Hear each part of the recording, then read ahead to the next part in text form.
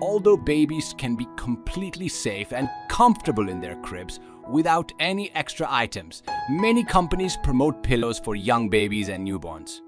They're often said to help prevent flathead syndrome in babies and are used in cots and cribs. However, the American Academy of Pediatrics recommends waiting to let your baby use a pillow until they are 2 years old. It's safe to let your baby sleep with a pillow.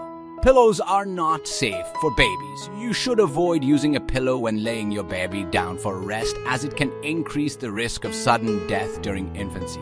Experts recommend that parents wait to introduce their baby to a pillow until they're over 2 years old. At this age, the toddler is no longer sleeping in a crib, and they can fully move and flip over without help.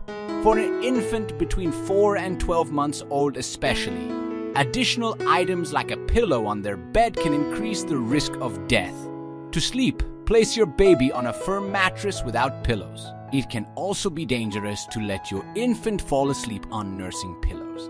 If you leave your child to fall asleep on a nursing pillow, they may roll over onto their stomachs and turn their heads on the soft fabric.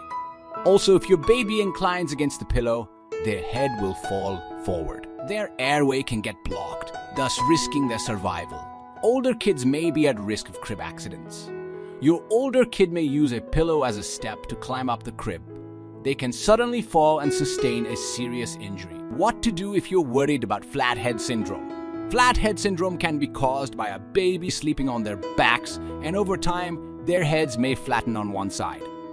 However, flatheads in babies are more often caused by infant torticollis or tight neck muscles. When a baby does not have good control of the neck muscles, it may cause them to tilt their head to one side or look in one direction when they lie down. This can cause some asymmetry in your baby's head. Most babies who have this condition are born with it, as it can be a result of how they were positioned in the uterus. You can help relieve this condition at home by tilting your baby's head to the opposite side while they're sleeping and encourage them to look in both directions during the day. More severe cases of torticollis may require treatment with a physical therapist, where they will examine your baby's range of motion and practice exercises to get them to expand their movement. Here are some other safer ways to treat flathead syndrome in your baby's head position while they sleep.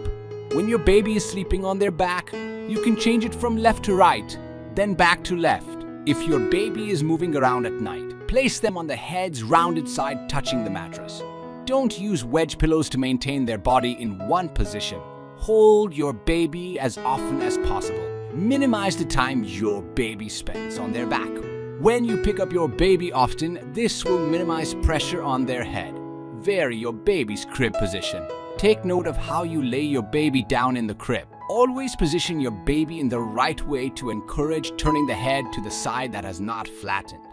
Have some tummy time. Allow your baby to spend some time lying on their stomach while awake. Sing or talk to your baby, or hold up fun toys to catch their attention and encourage head movement.